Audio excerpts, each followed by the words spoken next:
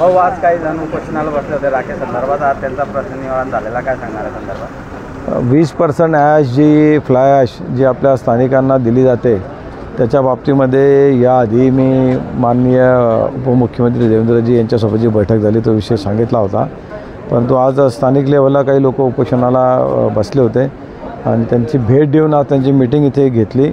त्यांचे प्रॉब्लेम जे ते यांना सांगितले. केंद्राच्या गाईडलाईन्स, राज्याच्या गाईडलाईन्स याच्यानुसार स्थानिकांना काय दिलं गेलं पाहिजे हेही त्यांना क्लिअर झालं आणि त्याच्यामुळे आज माझ्या विनंतीला मान देऊन त्यांनी तात्पुरतं हे आंदोलन स्थगित केलेलं आहे. आणि सगळ्याच्या सगळ्या या ज्या गोष्टी आहेत त्यांना हेड ऑफिसमधनं काही गाईडलाईन्स आल्या होत्या की ज्या चुकीच्या आधारावर झालेल्या होत्या असं आम्हाला वाटतं आहे.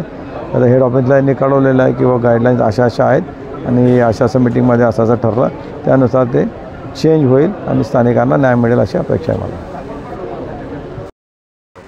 आज आपण उपोषण केलं होतं, कशा संदर्भात केलं होतं काय?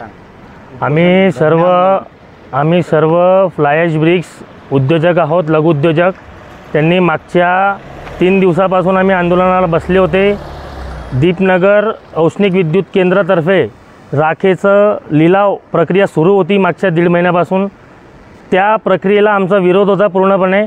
त्याकरिता आपले लोकनेते आमदार संजय भाऊ सावकारे यांनी आज इथल्या प्रशासनासोबत एक मीटिंग आयोजित केली होती. त्या मीटिंगमध्ये ज्या ज्या आमच्या मागण्या होत्या त्या आम्ही भाऊंच्यातर्फे सांगून त्यांना समजवल्या, काय काय आमच्यासोबत अत्याचार होता येते आणि त्या सर्व विषयांना त्यांनी समजून आम्हाला एक आश्वासना दिली आहे की हे सगळे तुमचे जे विषय आहेत ते आम्ही परिपूर्ण करू आणि तुम्हाला स्थानिक लोकांना त्रास होऊ देणार नाही.